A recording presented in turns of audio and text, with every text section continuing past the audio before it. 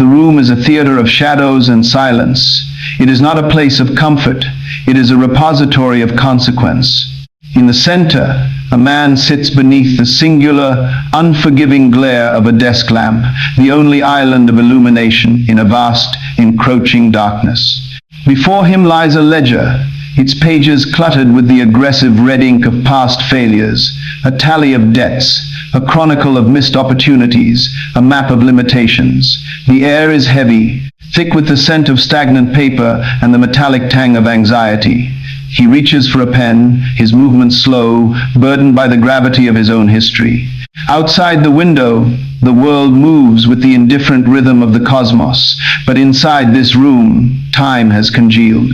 He looks at his reflection in the dark glass of the window, seeing not a man, but a collection of deficits. He is the one who owes, the one who struggles, the one who cannot. These labels are not merely thoughts. They are the architecture of his existence, the invisible walls of a cage he has built brick by brick with the mortar of his own affirmations. Then, a shift, a micro-tremor in the foundation of his consciousness. He closes the ledger. The sound of the paper folding is like a gavel striking in a vast courtroom. He does not look at the numbers anymore. He looks at the source of the gaze itself. He realizes that the man who sees the debt is not the debt itself. He exhales, a long, rhythmic release that seems to dissolve the very oxygen of the room. He straightens his spine, the movement intentional, regal, and devoid of the previous fatigue. He speaks not to the shadows, but to the silence. 2 words. They are not a plea to a distant deity. They are not a desperate bargain with the universe. They are a declaration of sovereignty. I am rich. The words land in the room like a stone dropped into a mirror-calm lake. The ripples are instantaneous. The shadows do not retreat, but their quality changes. They cease to be prisons and become the canvas upon which a new reality is already being drafted. He feels it not in the physical world of bank accounts and credit lines, but in the creative center of his being, that quiet, humming engine where all things are formed before they are manifested. He has ceased to be an observer of his poverty and has become the progenitor of his abundance. To understand the mechanics of the I am, one must first strip away the superficial layers of linguistics and delve into the ontological bedrock of human experience. We often mistake language for a tool of description, a way to label the furniture of our lives. But this is a fundamental error. Language, particularly the declaration of identity, is a tool of creation. Why are these 2 words, I am, the most powerful in any language? Because they represent the threshold between the formless infinite and the formed finite. In the philosophical tradition, to say I am is to collapse the wave function of possibility into the particle of experience. It is the act of naming one's own existence, and by extension, defining the parameters of that existence. The I am functions as an unyielding command to the subconscious mind. The subconscious is not a judge. It does not possess a moral compass, nor does it have the capacity to evaluate the truth of a statement against the evidence of the physical world. It is an infinitely powerful, entirely impersonal machine. It operates on a singular principle. It brings to the foreground whatever the conscious mind assumes as its foundational truth. When one says, I am tired, the subconscious does not ask if you have slept. It immediately initiates the physiological cascade of fatigue, the drooping eyelids, the lethargic limbs, the cognitive clouding. It acts as a faithful servant, fulfilling the definition you have provided. When one says, I am afraid, the mind contracts, narrowing its focus to perceived threats, effectively creating the very scenario that justifies the fear. The recursive question arises, how does one shift a life that has been built upon the foundation of lack? If the reality is a reflection of the I am, and the current I am is one of limitation, must one wait for the evidence to change before the declaration can be updated? The answer lies in the realization that your consciousness is the only reality. The physical world is not the cause of your state. It is the delayed effect of it. It is the harvest of your previous inner assumptions. To attempt to change your world by manipulating your circumstances, by working harder, by strategizing, by begging is to attempt to change the reflection in a mirror, by wiping the glass. You must instead change the object standing before the mirror. You must adopt a new concept of self, not because your circumstances currently reflect it, but because your consciousness is the creative ground from which your entire life arises. This is not a trick of the mind. It is the alignment of the human will with the fundamental law of the universe. The universe is mental. It responds to the felt reality of the I am with the precision of a master builder following an architectural blueprint. If the blueprint is labeled scarcity, the structure will be a ruin. If the blueprint is labeled abundance, the structure will be a monument. In an age forgotten by the maps of men, there lived a sculptor named Elian. He was tasked by the emperor to create a statue of unparalleled magnificence for the center of the capital. The emperor provided him with a massive, jagged block of stone, dark and unrefined, lying in the courtyard of his workshop. For months, the townspeople watched as Elian did nothing. He would sit before the stone for hours, his hands clasped, his eyes closed. He did not touch the hammer. He did not lift the chisel. The villagers mocked him. "He is a fraud," they whispered. "He does not work the stone, for he does not know how to shape it." They pointed to the jagged, ugly block as proof of his incompetence. But Elian was not idle. He was engaged in the labor of the I am. He was not looking at the stone as it was, as a jagged, unrefined mass. He was inhabiting the feeling of the finished masterpiece. He could feel the cold, smooth texture of the marble beneath his fingers. He could see the play of light upon the perfect curvature of the statue's form. He breathed the air of the finished work. To Elian, the statue was already complete. The removal of the excess stone was merely a formality of time. One evening, he finally picked up his chisel. With a fluidity that defied the hardness of the material, he began to work. It was not a struggle. He did not hack at the rock. He coaxed the form from its prison. He did not create the statue. He revealed the reality he had already established in his consciousness. When the work was finished, the people stood in awe. They asked him, "Elian, how did you know where to strike the stone? How did you find such perfection within that chaotic block?" Elian smiled, his hands covered in the dust of his creation. "I did not find it in the stone," he replied. "I found it within myself. Once I knew the statue to be real, the stone had no choice but to surrender its shape." The lesson is absolute. The stone of your life, your bills, your debts, your current limitations is not the reality. It is merely the material that has not yet been refined. Your I am is the chisel. The feeling of your already existing abundance is the master plan. If you wait for the stone to look like the statue before you acknowledge it, you will never strike a blow. You must inhabit the masterpiece first, and then, with the calm confidence of the sculptor, walk through your day as if the reality you seek is already carved in stone. The mastery of the I am begins not in the future, but in the immediate, pressurized silence of the now. You must become the architect of your own internal landscape. Today, you are invited to perform an experiment in sovereignty. Do not wait for your bank account to swell, nor for the external conditions of your life to signal a change. Choose a moment in your day, perhaps while you are preparing your morning coffee or sitting in the quiet transition between work and rest. Close your eyes and identify the state of richness. Do not think of money as a tally of coins. Think of it as a state of expansion, of security, of infinite capacity. Inhabit that state. Feel the weight of your own worth. Feel the quality of your breath when the fear of tomorrow has been replaced by the calm expectation of today. Say the words, "I am rich," and mean them not as a hope, but as a statement of fact. If a feeling of contradiction arises, if your senses tell you, "But I have no money," do not fight it. Simply acknowledge that your senses are observing the past while your consciousness is authoring the future. You have taken the first step toward the throne of your own consciousness. You have begun to understand that the world you see is a secondary phenomenon, a lagging indicator of the power that sits behind your eyes. But a master knows that identity is only the first pillar. To truly command the external, One must learn how to navigate the treacherous waters of the delayed reflection. In our next chapter, we will dismantle the illusion of circumstance. We will explore why your current reality is the harvest of your past, and more importantly, how to stop the harvest from continuing to dictate your future. Like this narrative, if you are ready to stop being the servant of your circumstances and start being the master of your destiny, the code of your identity has been rewritten. Now, we must ensure the world understands that the architect has arrived. Prepare yourself. The descent into the machinery of reality is only just beginning. The gardener stands at the edge of the winter orchard, his breath blooming in the frozen air like a ghost. Behind him lies the harvest of autumn, the withered stalks, the fallen leaves, the brittle husks of what once thrived.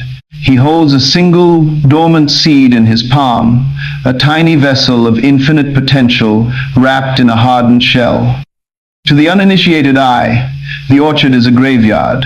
The branches are skeletal, reaching toward a gray, indifferent sky. The ground is hardened by frost, unresponsive and cold.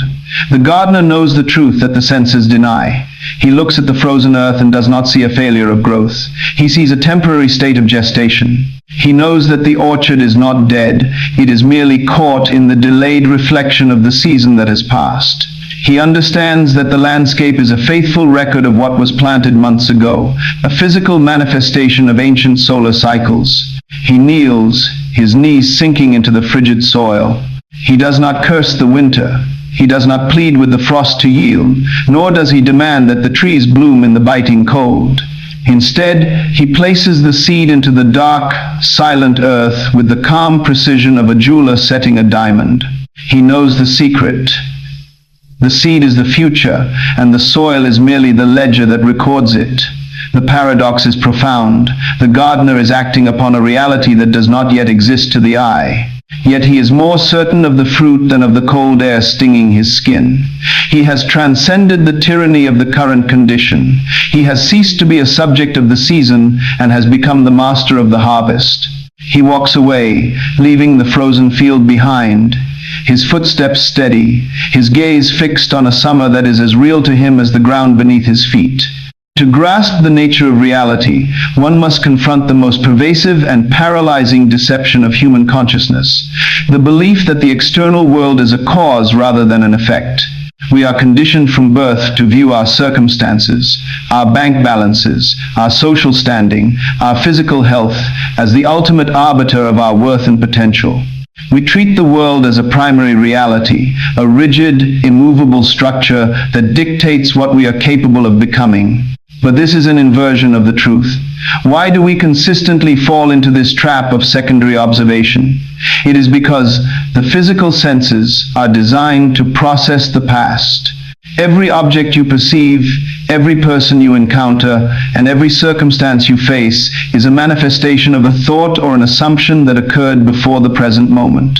By the time an experience reaches your awareness, it is already a historical artifact. How, then, does the subconscious mind manage this cycle? It utilizes the delayed reflection. Consider the psyche as a vast nocturnal cinema. Your inner assumptions are the film being projected.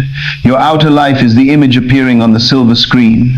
If you find the image on the screen unsatisfactory, if it is filled with scenes of struggle or lack, it is a logical absurdity to attempt to rewrite the film by clawing at the screen.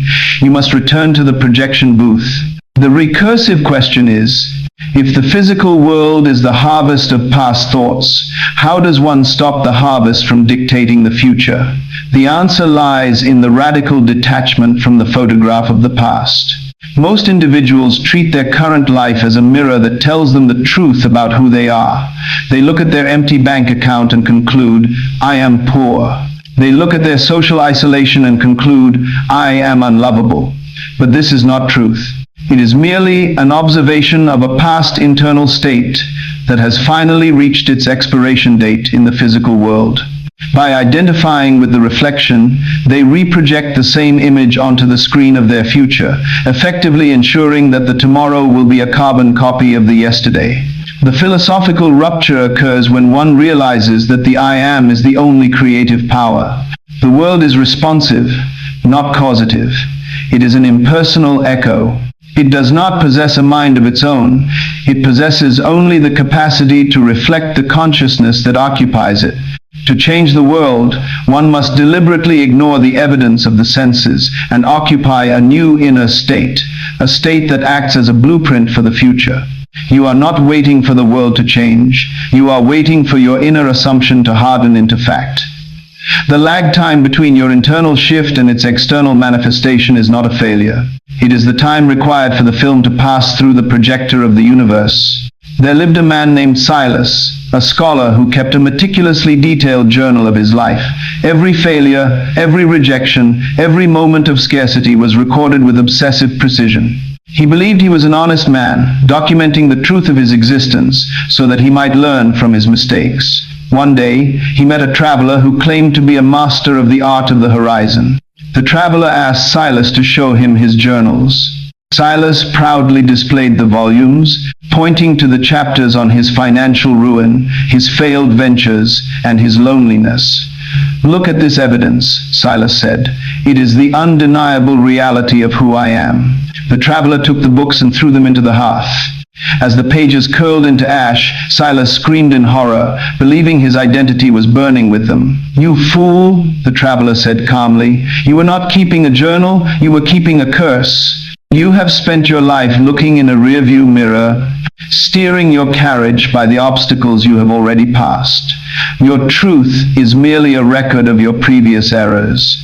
You have been feeding your future the same stale bread of your past." The traveler led Silas to a clear, still lake. "Look at your reflection," the traveler commanded. "It is a picture of what has been. Now, stop looking at the surface of the water. Look through it.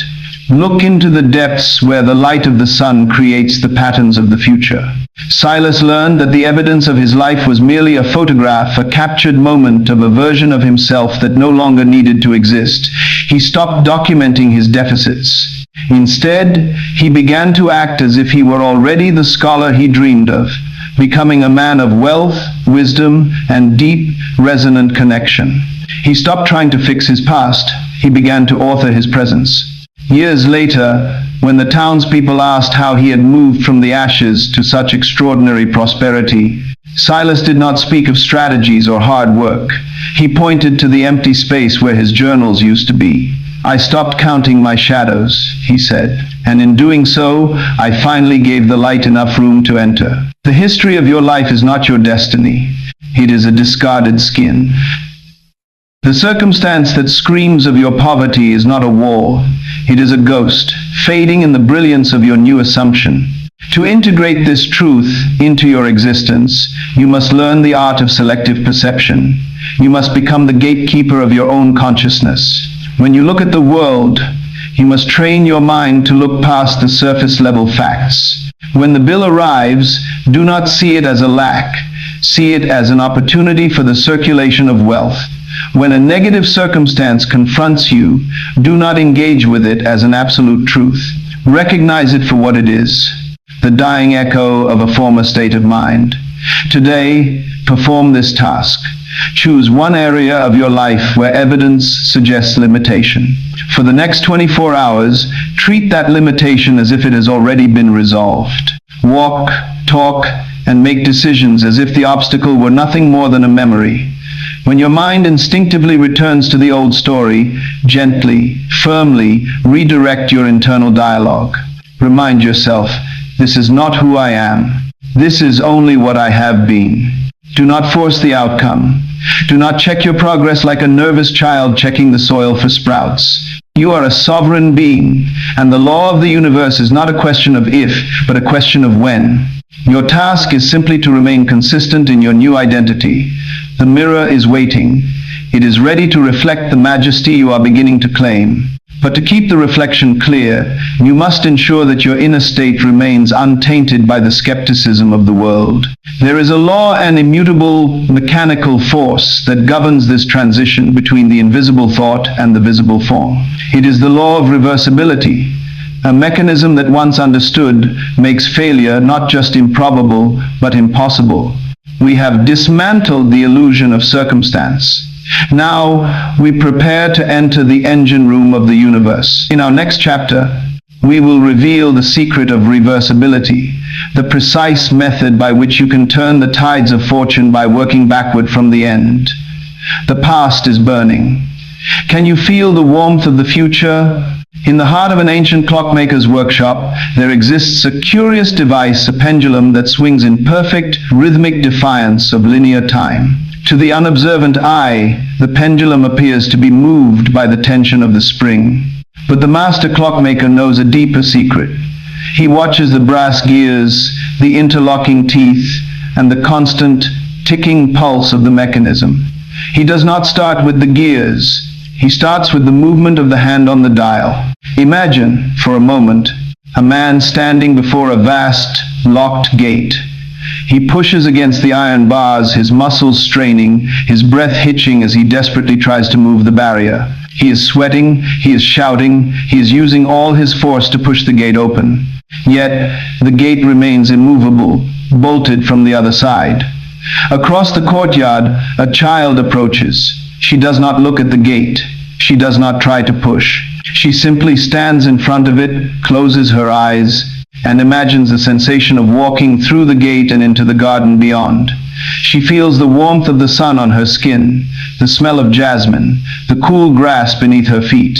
She behaves as if the gate is already open. She turns her back to the gate, confident, and begins to hum a melody. As she turns, the wind shifts. A gust, caught in the architecture of the courtyard, strikes the iron gate with the weight of a storm. The rusted hinges moan, and the gate swings wide, perfectly timed to her movement. She walks through without ever having touched a bar. This is the paradox of the law of reversibility. The man at the gate spent his life pushing against the effects of his reality, believing that action must precede the result. The child understood that if the inner state produces the outer condition, then by establishing the inner state first, the outer condition is not earned, it is compelled. The universe is not a chaotic sprawl of events. It is a clockwork mechanism where the movement of the gears is entirely dependent on the primary tension of the mainspring. And in this universe, you are the spring. The law of reversibility is the philosophical and metaphysical key to sovereignty. At its core, the principle posits that if a specific inner state produces a specific outer condition, then the relationship is not merely sequential, it is reversible. Why do we labor under the illusion of effort? We are taught from our first lessons in the world that input dictates output. We are told, study, then learn. Work, then be paid. Love, then be loved. This is the logic of the physical plane. It is a logic of scarcity and delay. It forces the human consciousness to remain in a perpetual state of becoming, a state that, by definition, implies that you are not yet what you desire to be. How does the law of reversibility overturn this? It works by shifting the locus of causality. If you perceive that your inner state, your consciousness, your assumptions, your feelings, is the parent of your outer reality, then the sequence of your life is inverted. You do not wait for the outer condition to arrive so that you might feel secure. You occupy the feeling of security, and the outer condition follows as a matter of mechanical necessity. The recursive thinking here is profound. If the outer condition is merely the echo of an inner state, then the outer condition possesses no power of its own. It has no independent existence. It is a shadow. Can a shadow dictate the movement of the person casting it? Only if the person believes they are the shadow. How, then, does one reverse the process? The methodology is the assumption of the end. You must inhabit the psychological state that would be yours if the result you seek were already a finished fact. This is not imagination in the sense of fantasy.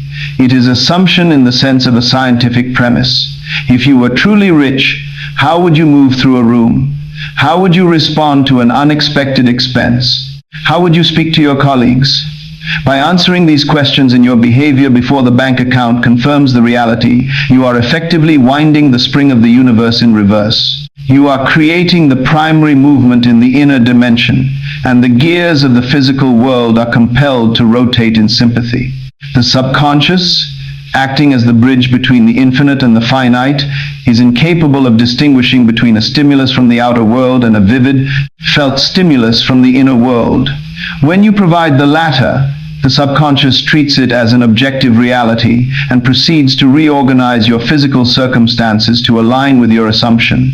You are not manifesting from thin air. You are remembering who you are and allowing the world to reflect that alignment. In the great city of Vienna, there was a composer named Anton, whose name was whispered in the corridors of power.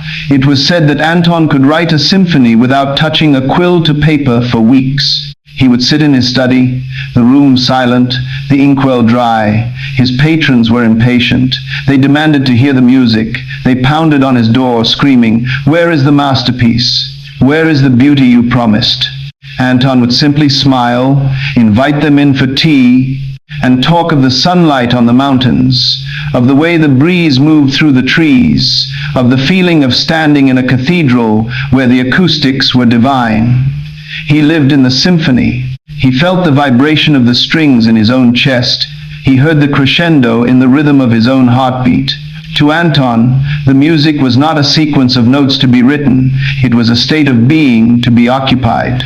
When he finally sat down to write, the process was lightning fast. The ink flowed as if it were chasing the sound, not the other way around. When the orchestra played the work, the audience wept. They believed they were hearing a creation that had been composed. They did not realize that the music had been a living, breathing reality in Anton's consciousness long before the first note was played. The composition was not the notes on the page. The composition was the state of the composer. Anton once told a young apprentice, "Most men write music by measuring the time between notes. They struggle to find the rhythm of the world. I do not find the rhythm. I am the rhythm. If I am the music, the notes are merely the trail I leave behind as I walk through the world."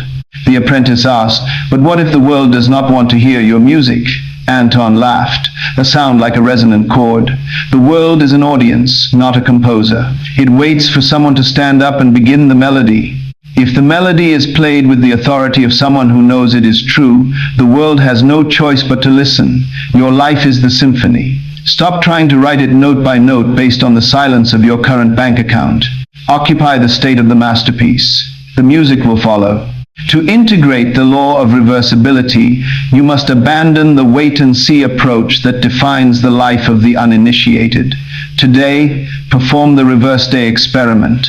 When you wake, do not allow your first thoughts to be about what you lack. Instead, begin your day by placing yourself in the evening of your desired state. Imagine that the day is already over, and that you are looking back at a series of events where you experienced total abundance. Feel the satisfaction of those events. Carry that satisfaction into the morning.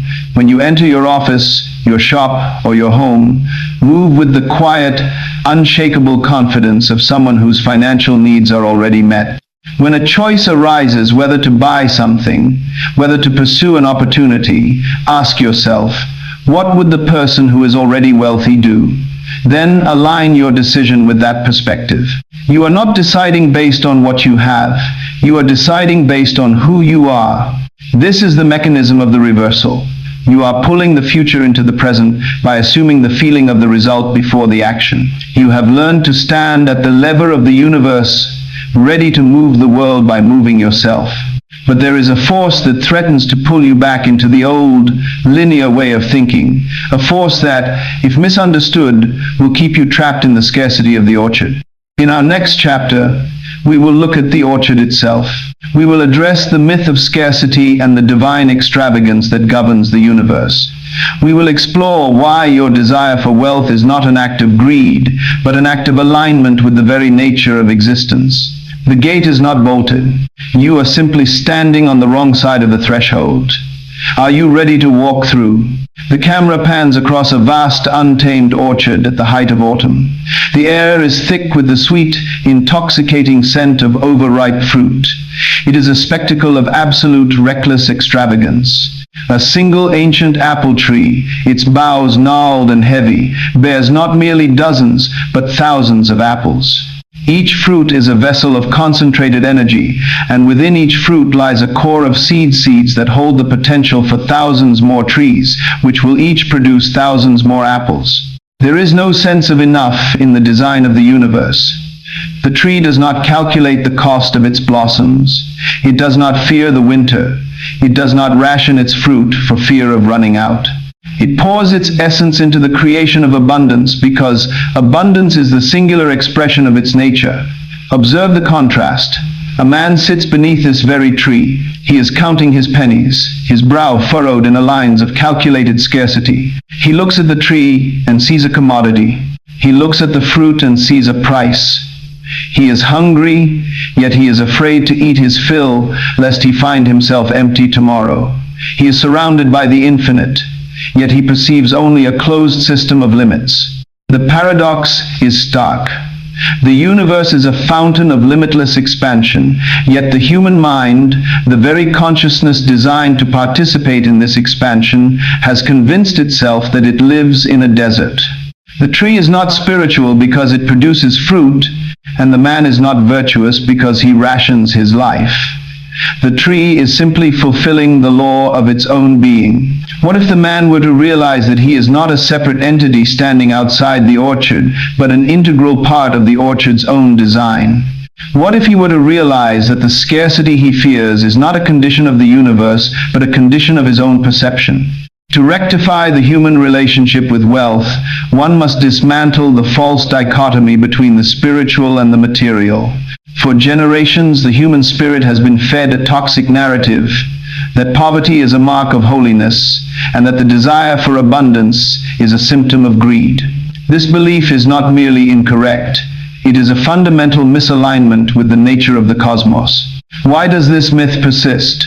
It persists because the ego, in its search for security, seeks to justify its limitations. If one can frame lack as a moral virtue, then one does not have to confront the uncomfortable reality that one is not utilizing the creative power of one's own consciousness. How does the universe actually operate? If we examine the macrocosm, the stars, the galaxies, the cellular processes of biology, we find a consistent, unwavering pattern: circulation and expansion. The universe does not hoard. Energy is transformed, never destroyed. Matter is recycled. Life constantly seeks to express more life. When you perceive lack, you are not witnessing a limitation of the universe. You are witnessing a blockage in the channel of your own consciousness. The recursive question is, if abundance is the natural state of the universe, why do we feel the grip of scarcity so acutely? We feel it because we have objectified money. We have removed it from the flow and placed it behind a wall of need. We have treated money as an end rather than a tool, as a destination rather than a form of energy. How do we correct this? We must redefine money as a symbol of exchange. Like all tools, like a hammer, a sail, or a plow, its utility is determined by the consciousness of the user. In the hands of a fearful man, money is a shield to protect against the imaginary dragon of running out. In the hands of a conscious being, money is a bridge. It is an expression of the creative flow, a way to move value from one place to another, to catalyze growth, and to manifest intention in the physical world. When you declare, "I am rich," you are not making a greedy demand. You are stating a truth about your identity as a divine conscious expression of the infinite. You are preparing your consciousness to become a channel that is blocked by the fear of scarcity, cannot receive, a channel that is open and flowing, grounded in the awareness that wealth is a circular, infinite phenomenon, becomes an instrument through which the universe expresses its own inherent, staggering abundance. The desire for wealth is not an act of wanting, it is an act of acknowledging that you are, by your very nature, a part of the orchard. In the land of Oros, there flowed a great river of silver, a constant shimmering current that brought life to the valley. The people of Oros were divided into two guilds, the keepers and the flow makers. The keepers believed that the silver was a treasure to be guarded. They built massive dams of stone and mortar to catch the river. They spent their lives measuring the level of their reservoirs, terrified of the day the water would stop. As they blocked the river, the water behind their dams grew stagnant, murky, and foul. The valley below began to dry, and the keepers, despite their hoards of silver, withered in the heat of their own anxiety. They became prisoners of the very substance they sought to own. The flow makers were different. They recognized that the river was not theirs to keep, it was theirs to facilitate. They built water wheels, intricate systems of irrigation, and fountains that sprayed the silver into the air to catch the light. They allowed the river to move through their fields, turning the arid dust into lush, thriving gardens. Because they kept the water moving, the river never ceased to flow. Their fields were forever green, their granaries forever full. One day, a young keeper approached the leader of the flow makers. "How do you do it?" he asked, pointing to the dying gardens of the keepers. "We have worked so hard to store the wealth, yet we have less than you. Do you not fear the day the river runs dry?" The leader of the flow makers gestured to the river. "The river does not run dry, young one. It runs forward.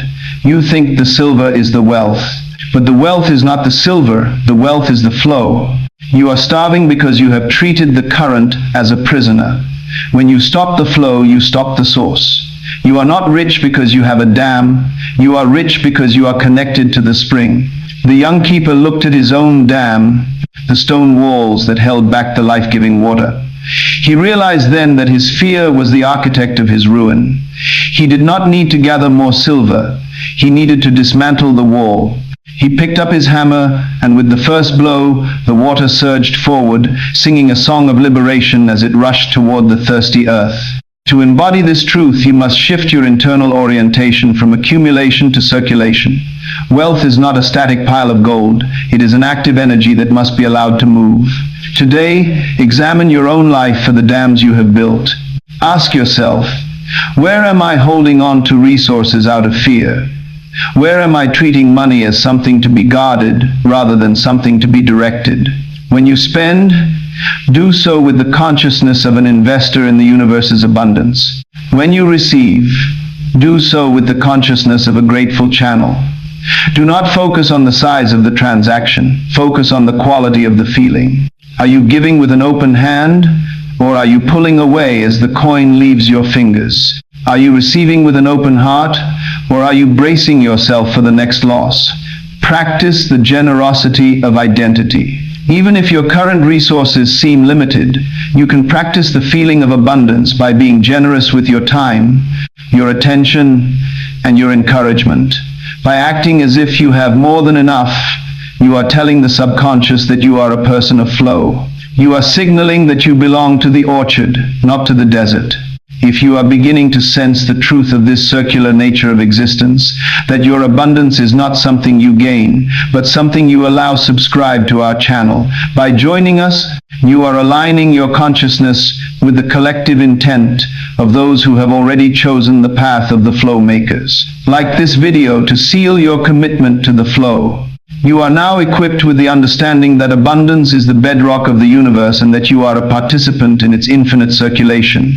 But there is a final, crucial element to the architecture of your reality. It is the specific, intangible glue that binds the conscious thought to the physical manifestation. It is the secret of the felt reality.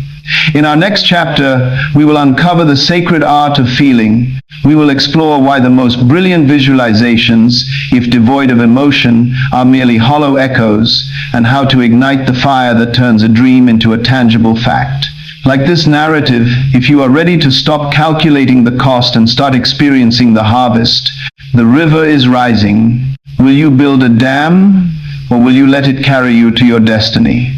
A grand concert hall sits in total darkness, a cavernous space of velvet and polished mahogany, waiting for the breath of life. On the stage, a master conductor stands before an empty orchestra. There are no instruments, no musicians, no sheets of music, only the conductor, eyes closed, arms poised in the silence of the void. To a casual onlooker peering through the wings, this is an act of supreme madness. There is no sound, there is no melody. The air is stagnant. But the conductor is not silent. His chest heaves with the rhythm of a crescendo he is already hearing. His fingers tremble with the delicate nuance of a woodwind solo that has yet to be played. He is not merely imagining the music, he is inhabiting the vibration of it. He feels the thrum of the cello in his marrow, the soaring triumph of the brass in his very blood. For him, the concert hall is already ringing with the resonance of 1,000 symphonies.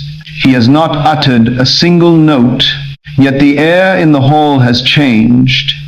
It is charged, electric, and expectant, bowing to the authority of his internal state. The paradox is absolute.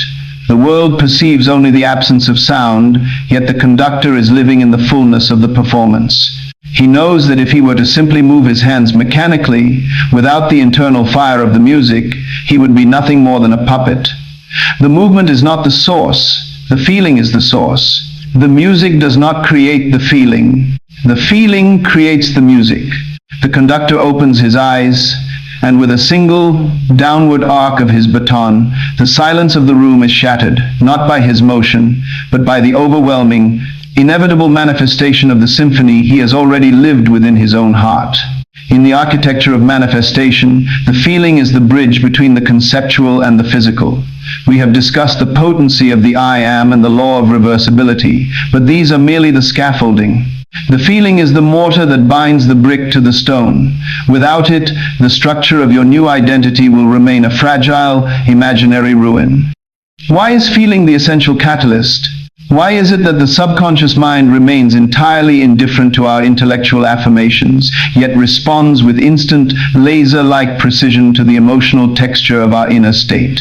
The answer lies in the fundamental architecture of the subconscious. It does not speak the language of logic, grammar, or syntax. It does not care for the elegance of your vocabulary or the sincerity of your plea. The subconscious speaks the language of vibration. It is a bioenergetic receiver that resonates only with the frequency of the felt reality. How does this work?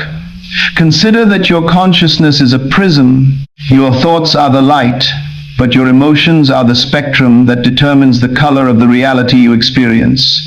If you affirm I am rich, but your inner atmosphere is one of contraction, doubt, or lack, you are projecting a discordant signal. The subconscious detects the feeling of lack underlying the words and concludes that lack is the reality you wish to manifest. It is a faithful servant, fulfilling the vibration you project, not the words you recite. The recursive question is, how does one cultivate a feeling that contradicts the physical evidence of one's eyes? This is where the profound shift occurs. One does not try to force a feeling, one enters it. This requires a departure from the observer's perspective. You must stop looking at your desire and start looking from your desire. To look at your desire is to maintain a distance, a yearning, which is the emotional signature of separation. To look from your desire is to inhabit the state of already having. What does the security of wealth feel like? It is not a manic, high-energy excitement. It is a quiet, settled, unshakable confidence. It is the absence of need. It is the quality of your breath when the fear of the future has been exhaled out of your system. When you anchor your consciousness in this specific, high-frequency feeling of the wish fulfilled, you are impressing the subconscious with an undeniable command. You are saying, this is the reality. And because the subconscious cannot distinguish between an external reality and an internally felt reality, it begins, with tireless, mathematical precision, to reorganize the circumstances, people, and opportunities of your life to match that internal temperature. The feeling is not an addition to the process, it is the process. It is the signature of the soul on the contract of existence. In the ancient kingdom of Aris, there was a young man named Julian who longed to serve as the king's primary advisor. But Julian was of common birth, and the king's court was a fortress of privilege and bloodlines. For years, Julian watched from the shadows, studying the way the nobles walked, the way they spoke, the quiet, almost arrogant ease with which they held their power. Julian did not go to the king and beg for a position. He did not lobby the ministers. Instead, he went to his small, candle-lit room and he began to rehearse. He spent hours acting out the role of the advisor. He did not simply mimic the gestures. He sought to feel the weight of the responsibility, the quiet certainty of someone who knew the fate of the kingdom rested on his counsel. He felt the phantom weight of the advisor's signet ring upon his finger. He tasted the wine of the royal table in his imagination.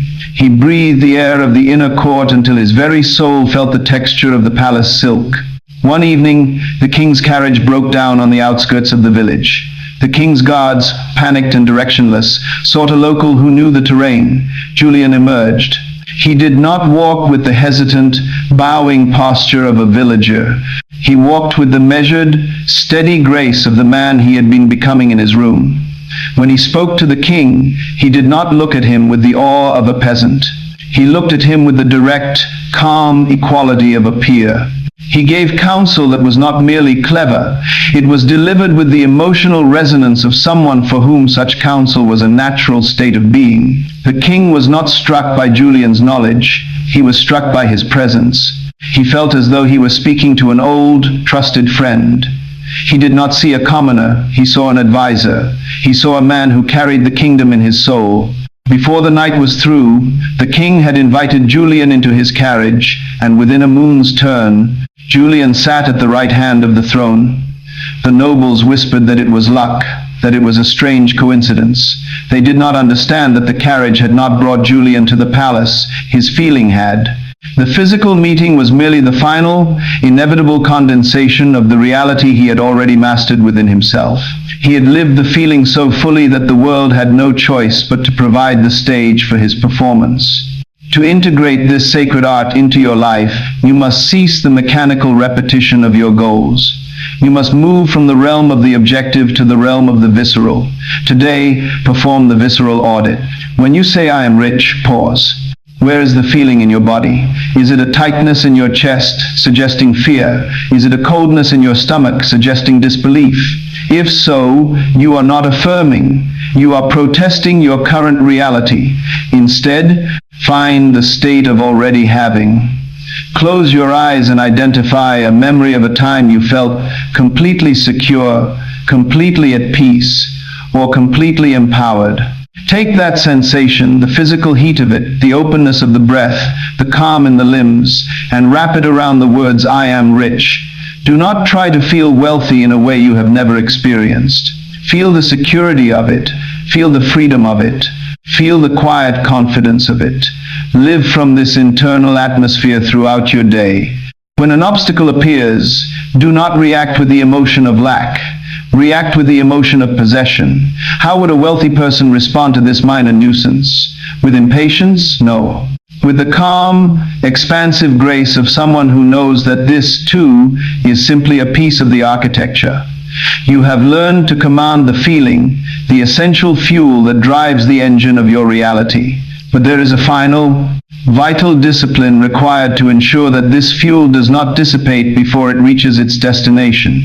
The world is a place of shadows and illusions, and it will challenge your inner state with the persistence of a winter storm. In our next chapter, we will master the vigil of persistence. We will explore the critical, often misunderstood gap, the time between your planting and your harvest, and how to maintain your inner fire even when the outer world screams of your failure. The concert has begun. The orchestra is waiting for your cue. Do you feel the music yet? The moon hangs low, a silver sickle over a vast, rain-swept field. A solitary farmer stands at the edge of the furrowed earth, his coat heavy with water, his boots sinking into the saturated clay. He has just finished the sowing. In his hands, there is nothing left but the grit of soil and the memory of the weight of the seeds he has cast into the dark. Around him, the land is silent, barren, and unforgiving. To any traveler passing by, this man is a fool. He has labored in the cold, he has sacrificed his reserves, and for all his effort, the land shows absolutely nothing in return. He stays there, not out of despair, but out of a profound internal stillness. He looks at the mud, not as an end, but as a temporary, essential gestation chamber. The paradox of the farmer is that he holds the harvest as a present fact, while his senses provide the evidence of total absence. He does not dig up the seeds to see if they have sprouted. He does not pace the rows in a frantic search for green shoots. He knows that the most vital work, the cracking of the hull, the reaching of the root, the silent alchemy of growth, is occurring in the one place no eye can see, the invisible depth of the earth. He turns to walk back to his hearth, his gait steady, his heart unburdened by the cynicism of the world. He is not waiting for the harvest. He is living in the serene knowledge that the harvest has already been initiated by the act of the planting. He has entered the vigil, that sacred, quiet space where the inner assumption is protected from the corrosive influence of the outer conditions. He is the guardian of the seed, the sentry of the future, standing watch in the dark until the dawn forces the earth to give up its treasure. Persistence is not a virtue of the weary. It is the fundamental discipline of the Creator. It is the ability to remain steadfast in one's inner state when the external world presents a reality that contradicts that state with overwhelming sensory force. This is the gap, the treacherous, silent interval between the planting of the assumption and the manifestation of the result. Why does the human mind struggle so violently with the gap? It is because the mind is conditioned to interpret time as a delay and absence as a failure. When we plant a seed of desire, we are accustomed to immediate gratification, and when it is not forthcoming, the ego panics. It interprets the stillness of the environment as a rejection, and it begins to initiate a withdrawal of its energy, returning to the old, comfortable state of lack. How, then, does one master the vigil of persistence? We must employ the technique of recursive belief. You must ask, why am I doubting? The answer is always the same, because I am looking at the evidence of the past. And then you must ask, how do I stop looking at the evidence of the past? The answer is, by deepening my immersion in the present feeling of the wish fulfilled. This is not a matter of willpower, which is a forced egoic effort. It is a matter of will alignment. To persist is to maintain the fidelity of your internal image, regardless of the static generated by the physical world. If you were to build a bridge, and you stopped halfway because you could not see the other side through the fog, the bridge would collapse. The bridge is completed only because you continue to lay the stones with the absolute certainty that the other side exists, even when it is hidden. Persistence is the refusal to accept the current reality as the final verdict. It is the understanding that the universe is a machine of cause and effect, and that you have already initiated the cause. Your only task during the vigil is to keep the state alive. If you waver, if you doubt, if you check the status of your manifestation with an anxious, needy gaze, you are essentially uprooting the seed to see if it is growing. By doing so, you interrupt the creative process, forcing it to reset. Persistence is the act of leaving the seed alone, allowing the law of the universe to operate without the interference of your anxious surveillance. It is the ultimate expression of trust in your own creative authority. In the industrial age of a distant city, an inventor named Thomas sat in a windowless room. He was working on a device that would capture light and hold it within a vacuum, a feat the world's leading scientists declared an impossibility. For hundreds of nights, Thomas failed. The filaments burned out, the glass shattered, and the room was filled with the acrid scent of failure. The press gathered outside his laboratory, mocking him. They wrote articles about the madman in the dark room. His investors came to his door, demanding that he stop wasting their gold on a dream that had no physical evidence of success. "Give it up," they cried. "There is no result. There is no proof. You are chasing ghosts." Thomas did not look at the broken filaments. He did not read the articles in the papers. He spent his nights in a state of deep, unwavering conviction. He could already see the room bathed in a soft, steady glow. He could feel the warmth of the bulb. He could hear the hum of the electricity that he had not yet successfully harnessed. He lived in the finished state so completely that, to him, the light was already real. The broken glass was not a failure. It was merely a temporary adjustment of the mechanism. When he finally succeeded, when the bulb first flared to life and the room was transformed by the sudden, incandescent radiance of his vision, the crowd fell silent. They had seen him fail 1,000 times, and then, in a single heartbeat, they saw him succeed. They asked, "Thomas, how did you find the strength to persist when the result was nowhere to be seen?" Thomas looked at the glowing bulb and then at the darkness of his workshop. "I did not need the light to see," he said. "I had the light in my mind. The bulb did not create the light. It simply provided a vessel for what I had already known to be true. I did not persist in spite of the darkness. I persisted because the light was the only thing I was willing to acknowledge." The invention was not the result of his trial and error. It was the result of his unwavering fidelity to an internal state that the world had not yet caught up to. He persisted until the outer world had no choice but to bow to the internal conviction. To embody the vigil of persistence today, you must cultivate the quiet certainty. When the world presents you with a bill, a setback, or a moment of apparent lack, do not recoil. Recognize these things for what they are, the final echoes of a discarded identity. Practice the internal shield. Imagine a translucent wall between your internal state, the feeling of being rich and abundant, and the outer world. When the world tries to impose its lack upon you, look at the world through the glass of your inner state. You are not rejecting the world. You are simply refusing to let it penetrate your creative sanctuary. If doubt rises, and it will treat it as a minor inconvenience, like a passing cloud, do not feed it with attention. Do not argue with it. Simply turn your gaze back to the finished state.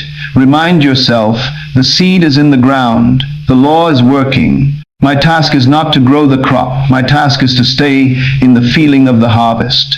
You have learned to maintain the focus that turns a vision into reality. But even the most persistent creator must confront the final challenge, the ego's desperate need to control the outcome. There is a silent power in letting go a paradox, where the less you need the result, the more surely it is drawn to you. In our next chapter, we will master the paradox of detachment. We will explore how to desire with the intensity of a titan while remaining as unattached as a mountain, effectively removing the resistance that blocks your abundance. The field is waiting for the spring. Can you feel the roots of your success beginning to take hold? A master archer stands at the edge of a cliff, the wind whipping his robes, his eyes fixed on a target so distant it is barely a speck against the horizon. He holds the bow with a grip of iron, his knuckles white, his breath jagged and shallow. He is consumed by the outcome. He can see the bullseye in his mind, and he is terrified of the breeze, the tremor in his hand, the possibility of the arrow veering a hair's breadth off course. He draws the string back, his muscles screaming with the effort of his obsession. He releases, and the arrow flies wild, panicked, and far from the mark. Beside him, an old woman stands with a simple wooden bow. She does not look at the target. She looks at the sky, at the movement of the clouds, at the silent, rhythmic dance of the hawks circling above. She breathes with the wind. When she raises her bow, her grip is soft, almost negligent, as if she were holding a fragile flower rather than a weapon of precision. She draws the string without effort, her posture relaxed, her mind devoid of the target. She releases, and the arrow sings through the air, traveling a path of impossible grace to strike the dead center of the mark, splitting the wood with a sharp, final crack. The archer falls to his knees, baffled. "How?" he cries. "You did not focus. You did not struggle. You did not even look at the prize." The woman smiles, lowering her bow. "You missed because you were so busy trying to hit the target that you became a prisoner of the distance," she says. "You were holding the arrow so tightly that you could not feel the wind. I did not hit the target. I simply let the arrow find its way home. You were the obstacle between your bow and the bullseye." This is the paradox of the soul. The more desperately one grasps at a desire, the further one pushes it into the realm of the unattainable. The manifestation is not a reward for struggle. It is the natural consequence of a consciousness that has released the need for the outcome. Detachment is perhaps the most misunderstood discipline in the architecture of consciousness. To the uninitiated, detachment sounds like indifference, a cold, ascetic withdrawal from the things we love or desire. But this is a profound error. True detachment is not the absence of desire, it is the absence of desperation. Why does desperation act as a repellent to manifestation? Because desperation is a state of need. It is the constant, vibrating acknowledgement that I do not have what I want. And since the universe is a mirror that reflects your inner state, it will always provide you with more need, more experiences, more obstacles, and more time lags that confirm your state of lack. When you are attached, you are essentially broadcasting a frequency of deficit. You are telling the subconscious, this thing is absent, and my happiness is held hostage until it arrives. How then does one desire without being attached? This requires the recursive inquiry of the master. One must ask, why do I want this? Usually the answer is, because I believe it will make me complete or secure or worthy. Then one must ask, how can I be complete, secure, and worthy before the object of my desire arrives? The answer is the secret of the internal state. One must realize that the desire is not the goal, the being is the goal. If you are already the person who possesses the wealth you seek, you do not need the wealth to feel okay. You enjoy the anticipation, you delight in the flow, but your internal landscape is not shattered if the manifestation is not yet visible in the physical mirror. This is the state of the already having. When you are truly detached, you treat your desire like a seed you have planted in a well-tended garden. You walk past it every day, you admire the soil, you feel the potential of the bloom, but you do not dig it up to see if it has sprouted. You do not worry if it will grow, because you have already accepted the growth as an immutable fact. Detachment is the total surrender of the how and the when to the infinite intelligence of the universe. It is the acknowledgement that your job is to inhabit the frequency, and the universe's job is to organize the form. When you release the need to control the outcome, you cease to be a driver of your reality and become a magnet for it. There was once a scribe named Elara who served in the great library of the sages. She desired, more than anything, to read the scroll of infinite wisdom, a document hidden deep within the vaults, guarded by an intricate series of locks that no man or woman had opened in 1,000 years. Elara spent years obsessed. She studied the locks, she bribed the guards, she spent her nights in a fever of frustration, plotting ways to bypass the security. She grew gaunt and bitter, her mind clouded by the singular, burning need to possess the scroll. She was so attached to the outcome that she became known as the woman who paced the halls, a ghost of her own obsession. One day, an old master found her weeping in the archives. "I have failed," she sobbed. "I cannot reach the wisdom. It is closed to me." The master handed her a simple task.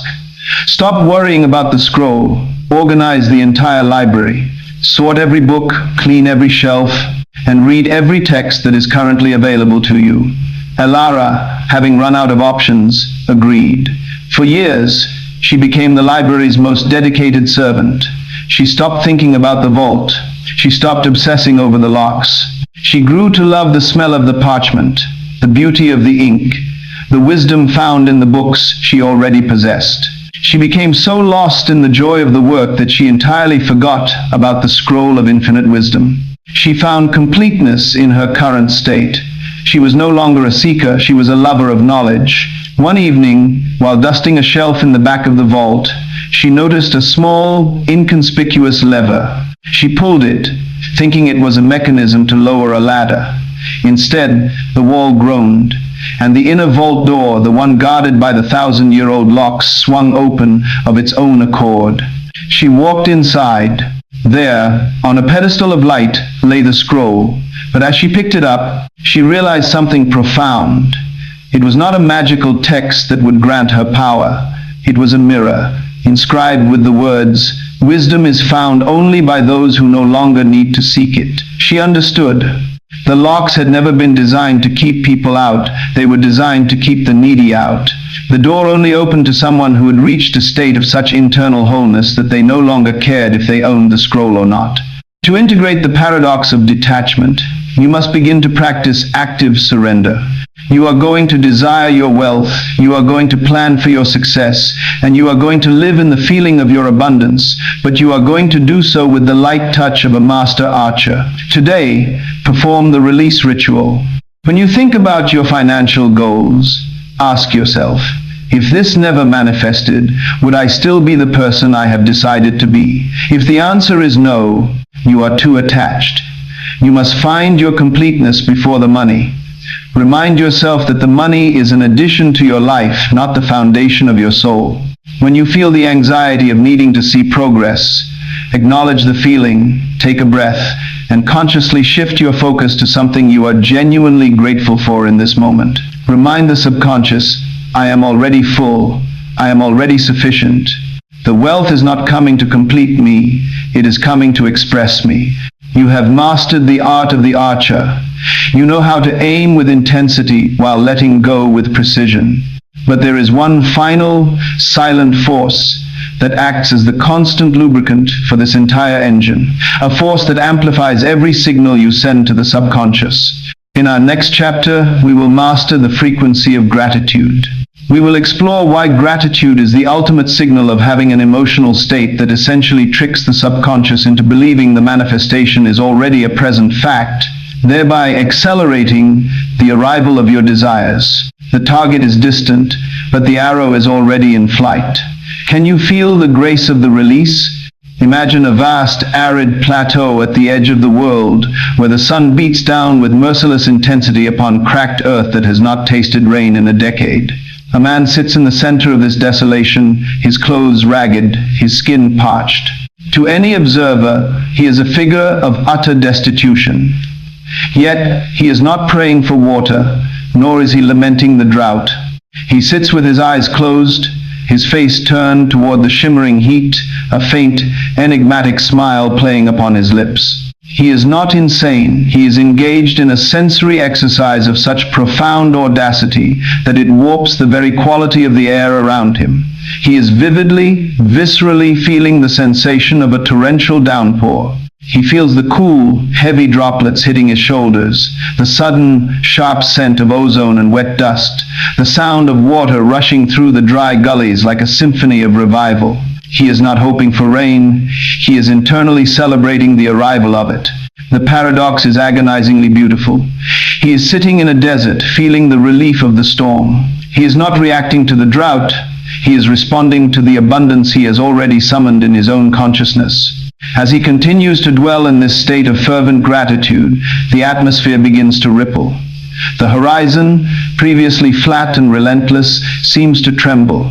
He is not using gratitude as a thank you for something he hopes to get. He is using gratitude as the emotional confirmation that he already possesses the result. He has bypassed the timeline of the physical world by anchoring his vibration in the aftermath of his desire. He is the first raindrop in a cloudless sky. Gratitude is frequently misunderstood as a polite moral obligation or a sentimental reaction to receiving a gift. In the architecture of manifestation, however, gratitude is a technical, high-frequency state of consciousness. It is the definitive signal that the desire phase of the creative process has ended and the possession phase has begun.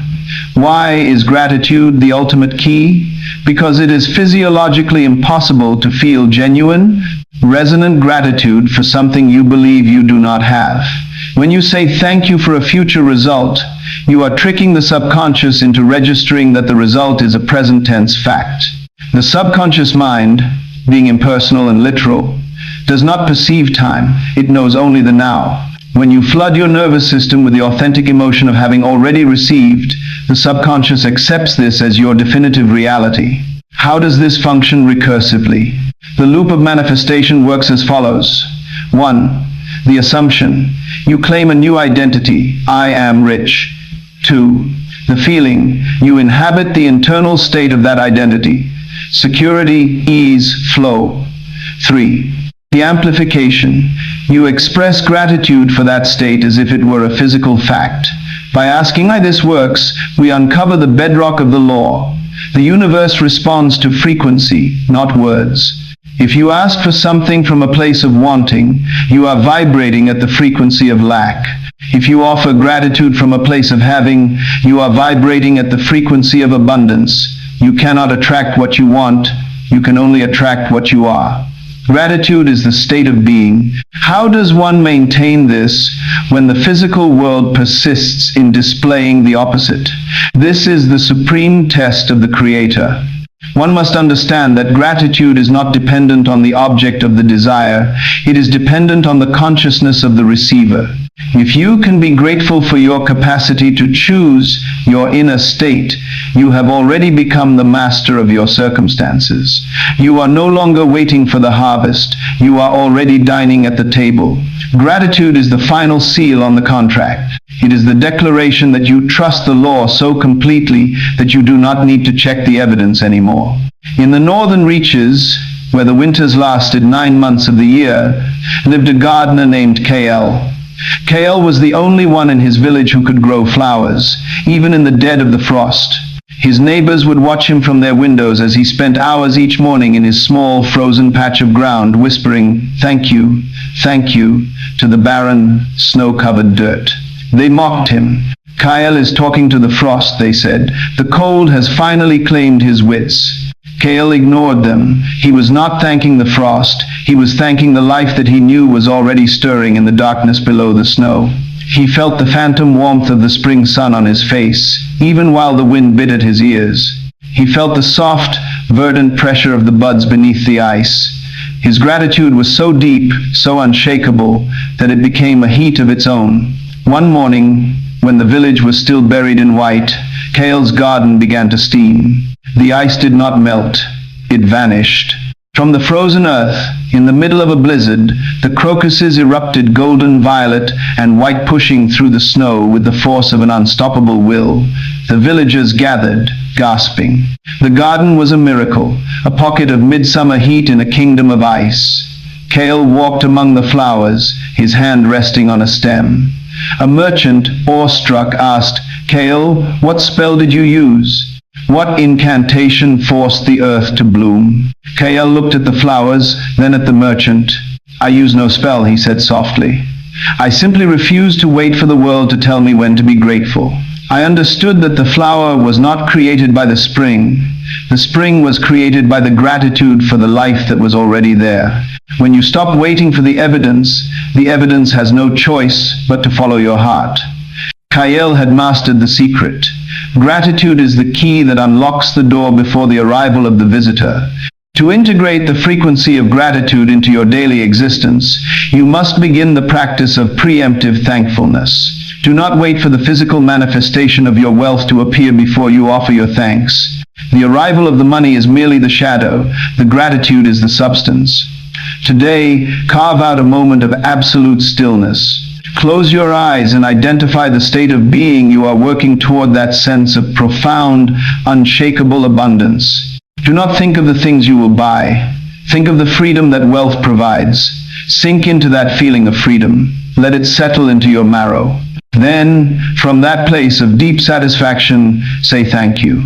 Express your thanks for your inherent ability to shape your own reality. Express your thanks for the invisible forces that are already moving in your favor. Express your thanks for the fact of your prosperity, even if the bank statement has not yet caught up. Feel the emotional weight of that gratitude. It should be a warm, expansive feeling, a sense of enoughness that dissolves the jagged edges of wanting.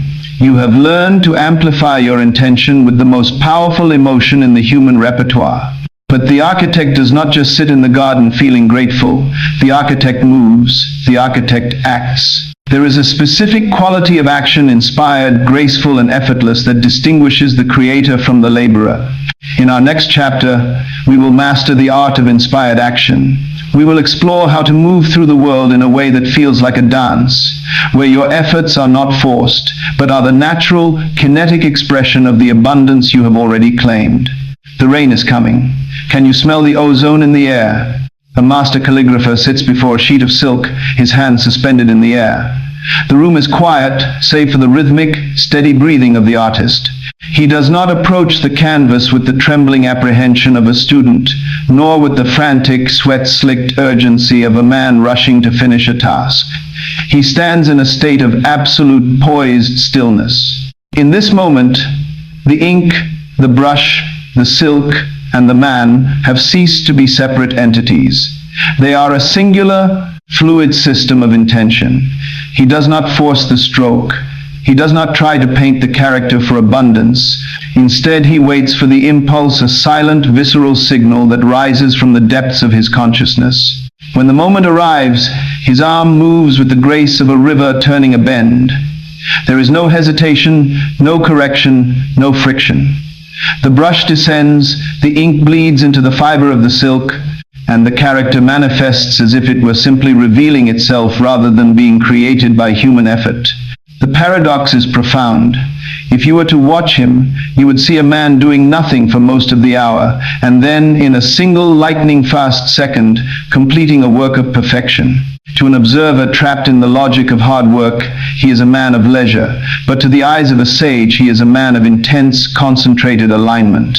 He has done the work of 1,000 hours in the silence of his preparation, and when he finally acts, the action is not a struggle against the material, it is the material surrendering to his will. The silk does not resist the brush because the artist is not fighting the silk. He is moving in perfect harmony with the energy he has already generated. He is not acting to get a result. He is expressing the reality that has already been perfected in his mind. The role of action in the architecture of manifestation is perhaps the most misunderstood element of the entire process. The common world teaches that action is the cause of result, that if one exerts enough physical effort, the universe is obligated to pay a dividend. This is the logic of the laborer, and it is a logic that ignores the primary source of reality. Why is this logic flawed? Because action taken from a state of wanting is always an admission of absence. When you act because you are desperate, you are signaling to your subconscious that you are a subordinate to your circumstances. You are pushing against a reality that you believe is immovable. This is why so many people work themselves to the point of exhaustion, only to find that their efforts yield minimal returns. They are acting from the frequency of lack, and thus they are producing more lack. How, then, does the master act?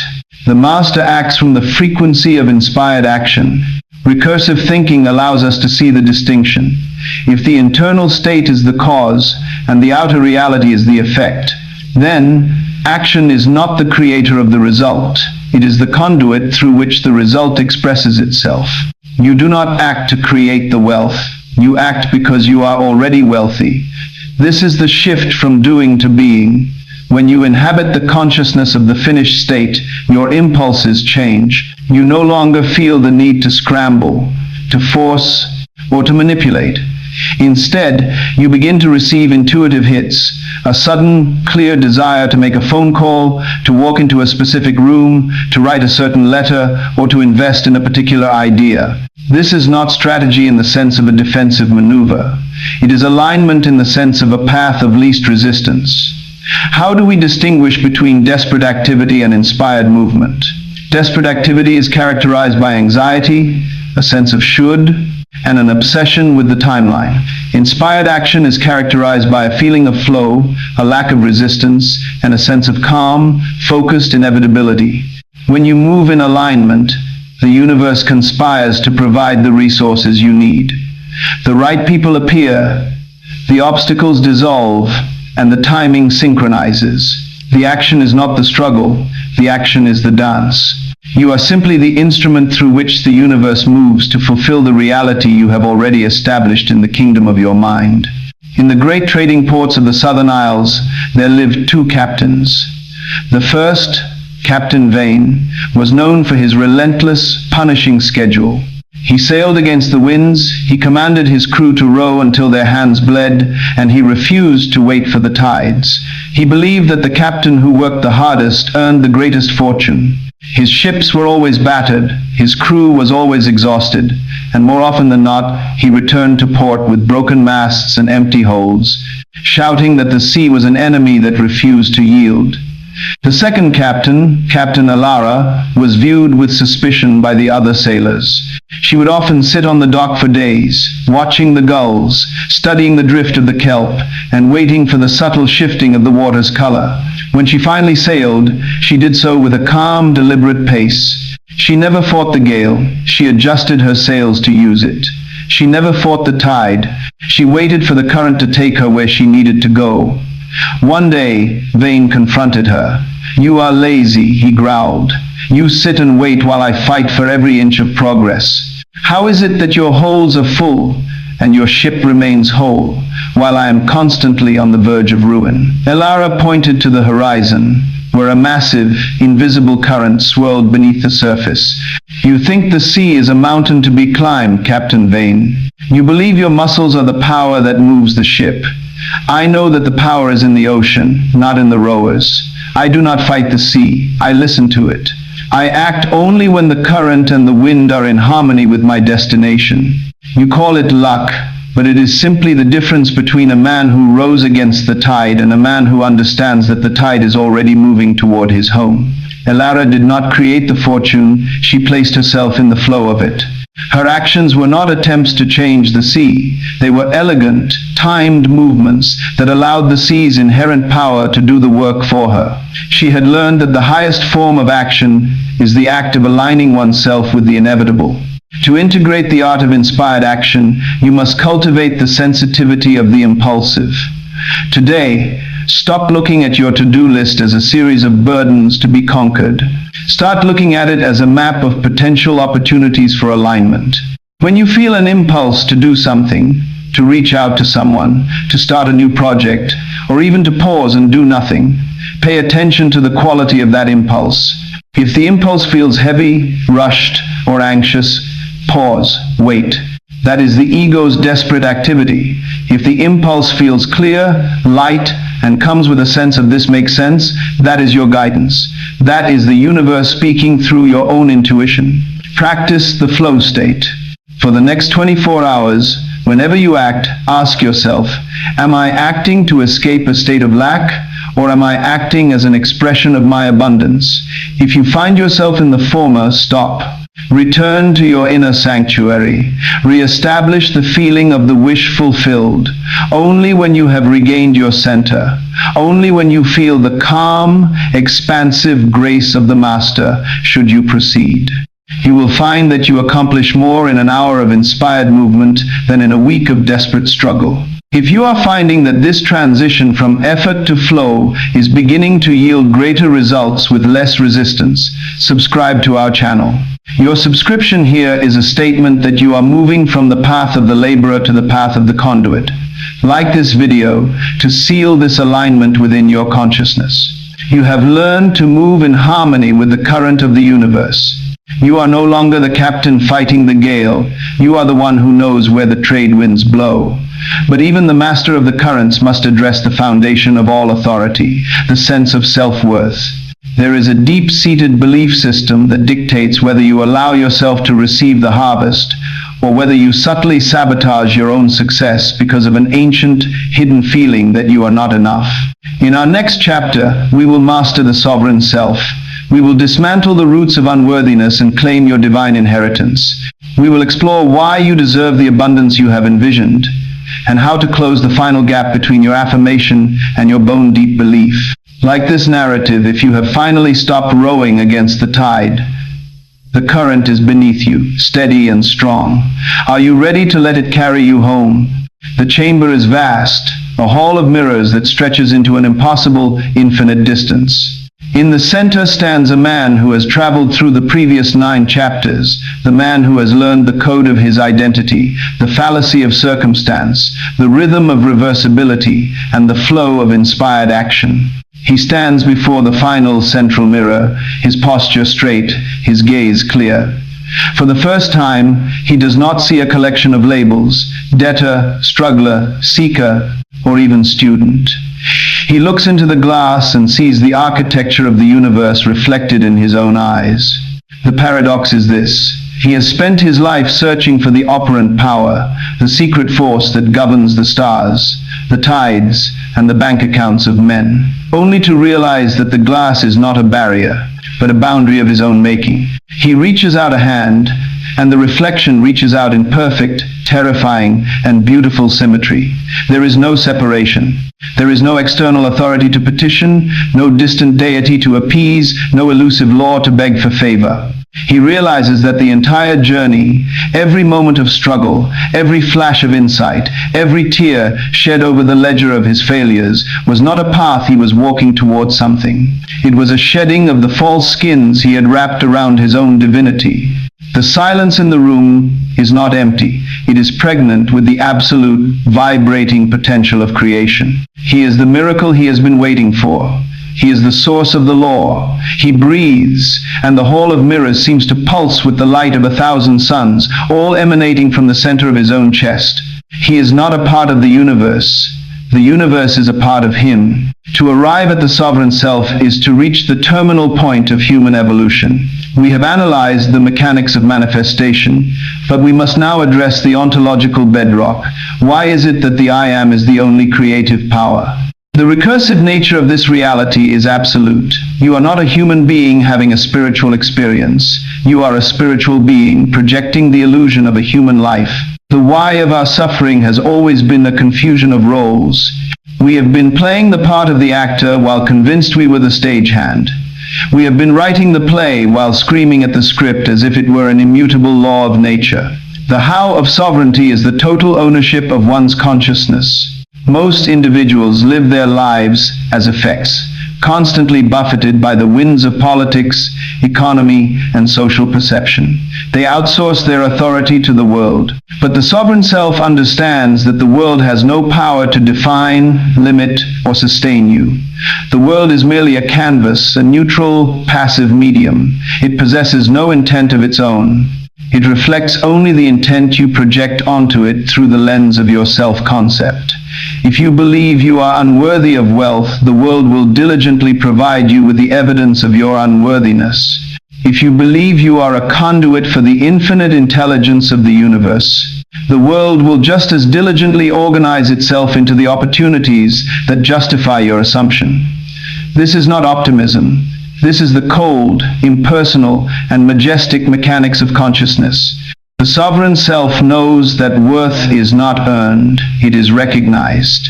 It is the bedrock of existence. You do not need to fix yourself to be worthy of abundance. You only need to recognize it to know again that you are a divine expression of the infinite. When this realization hits the marrow of your bones, the game of life shifts from a struggle for survival to a mastery of creation. You stop asking, "Can I?" and start declaring, "I do." You stop looking for the how and start commanding the what. This is the ultimate final alignment. The realization that the operant power is not out there. It is the I that sits behind your eyes, the silent witness that watches the drama of your life unfold, holding the pen that writes the next line. In the high mountains of the East, there existed a monastery known as the Place of the Hidden King. For centuries, pilgrims traveled to the highest peak, braving storms and altitude sickness to petition the emperor for prosperity. They would stand before the great golden throne in the central hall, which was always empty, and they would leave their offerings of gold and grain, praying for a blessing. One day, a young, ragged traveler reached the peak. He entered the hall, saw the empty throne, and saw the pilgrims weeping and begging to the silent, golden seat. He walked up to the throne, sat down, and placed his feet upon the footstool. The monks rushed in, horrified. "You are desecrating the seat of the emperor. He will surely strike you down."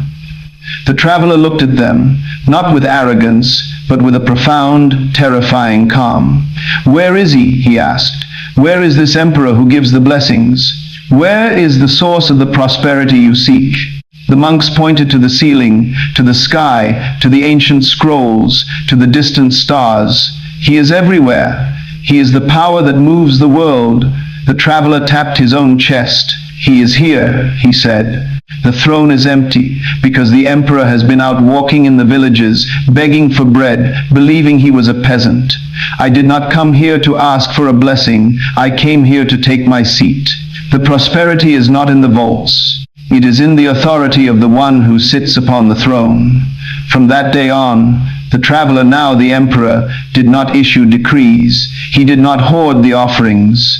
He lived in the hall, and through his presence, the mountain flourished. He did not work the fields. The fields bloomed because the emperor was in residence. The prosperity of the land became a reflection of the presence on the throne. He taught the pilgrims the final truth. You have spent your lives looking for a master to give you permission to be great. You have built temples to your own absence.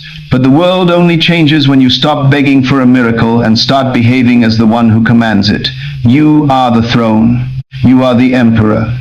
And until you realize that, the hall will remain empty, and you will remain a beggar. To integrate the sovereign self, you must conduct the final, radical act of ownership. Today, stand before your reflection, not with the eyes of a judge, but with the eyes of an ancestor, the eyes of the infinite. Look into your own pupils and speak the final declaration. I am the operant power. My consciousness is the only reality. The world is my shadow. Do not do this as a request. Do not do this as an affirmation. Do not do this as a prayer. Do this as a proclamation. You are declaring your return to the throne.